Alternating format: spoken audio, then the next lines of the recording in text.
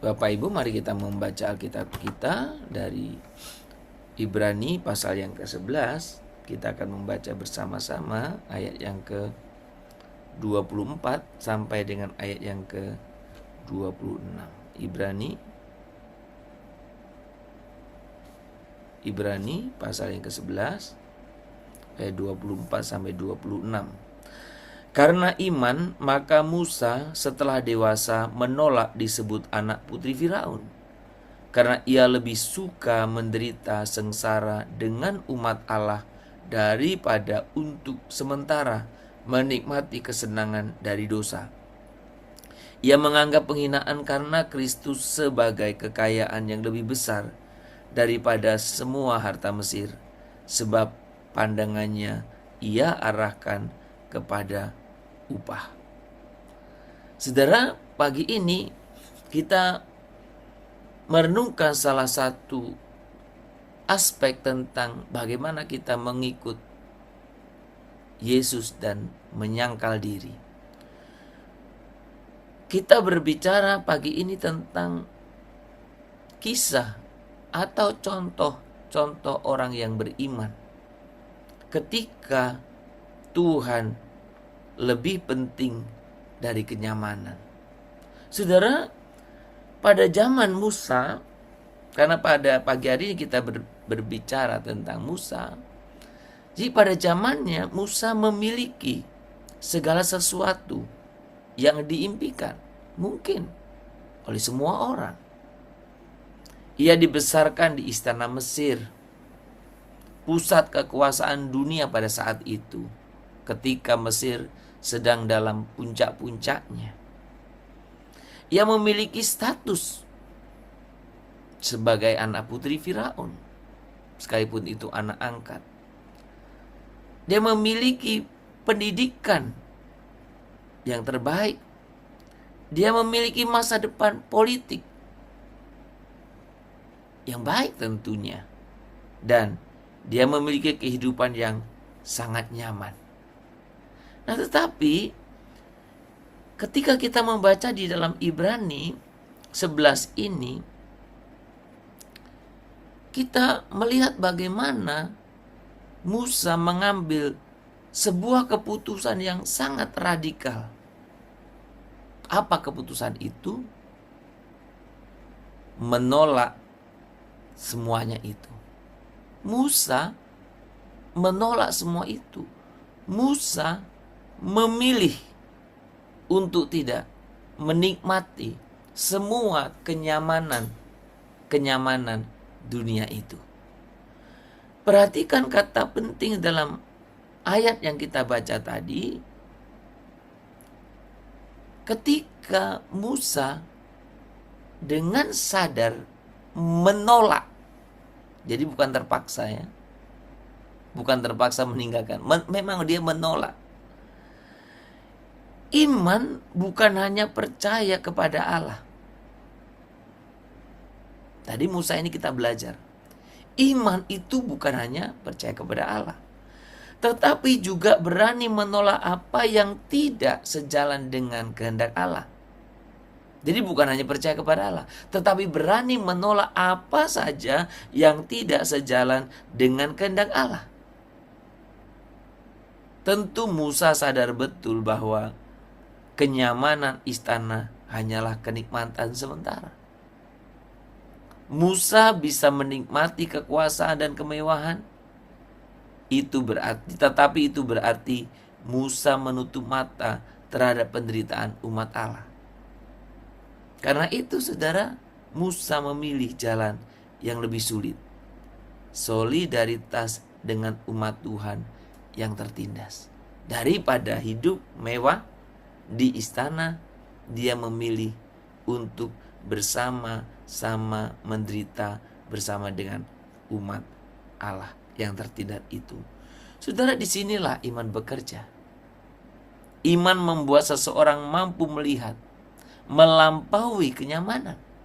Iman mampu membuat seseorang melihat hal yang sementara itu menuju nilai yang kekal. Jadi dengan iman kita mampu melihat.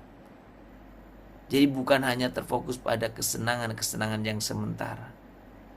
Saudara, ketika kita berbicara tentang kebenaran ini, kita belajar bahwa kekristenan bukan sekedar iman yang nyaman, tetapi iman yang aktif, iman yang kudus, iman yang berani membayar harga ketaatannya. Kasih kepada Allah harus diwujudkan dalam hidup yang sungguh-sungguh memilih kehendak Tuhan di atas kepentingan diri sendiri. Saudara, masalahnya adalah manusia itu secara alami mencintai kenyamanan. Semua kita mencintai kemewahan, mencintai kedudukan, mencintai kekuasaan, itu secara alami. Saudara, maka kita sering berdoa meminta Tuhan memberkati hidup kita. Betul kan? Tidak ada yang berdoa, Tuhan buat hidup saya sengsara. Gak ada kan? Kita selalu minta dan kita minta Tuhan memberkati hidup kita. Kita sering berdoa itu. Tetapi kita sangat jarang bertanya, apakah hidup kita benar-benar selaras dengan panggilannya? Mana lebih sering saudara berdoa, Tuhan berkatilah, pimpinlah, tolonglah, sertailah, daripada Tuhan, apakah hidup saya benar-benar selaras dengan kehendak-Mu, dengan panggilan-Mu? Mana yang lebih sering? Saudara, Tuhan memanggil seseorang. Tuhan memanggil saya dan saudara untuk meninggalkan kenyamanan,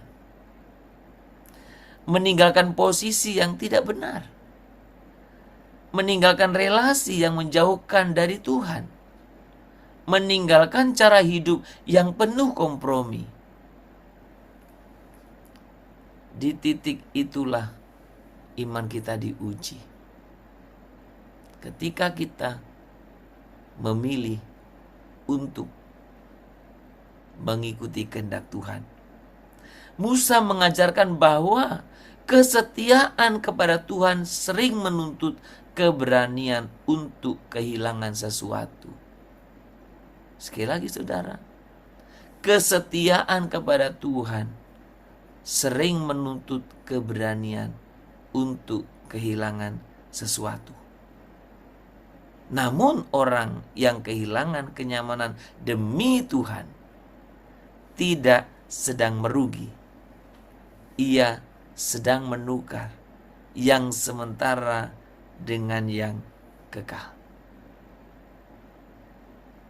Karena itu saudara, iman selalu bertanya, bukan apa yang paling nyaman bagiku, tetapi apa yang paling setia kepada Tuhan. Iman bertanya bukan apa yang paling nyaman bagiku, tetapi apa yang paling setia kepada Tuhan. Dan ketika Tuhan menjadi lebih penting daripada kenyamanan, disitulah kehidupan rohani kita mulai bertumbuh dengan sungguh-sungguh. Ketika saya dan saudara benar-benar menjadikan Tuhan yang utama. Terima kasih Tuhan untuk firman-Mu hari ini. Terima kasih Yesus. Biarlah Engkau yang terlebih besar dalam hidup kami. Sembah Tuhan, Dia lebih besar. Amin. Dia terlebih besar di dalamku, di dalamku. Dia terlebih besar, Dia terlebih besar, Dia terlebih besar di dalamku selama-lamanya,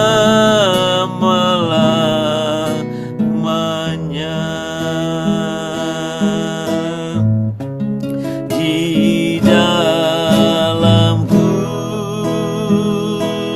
selama-lamanya.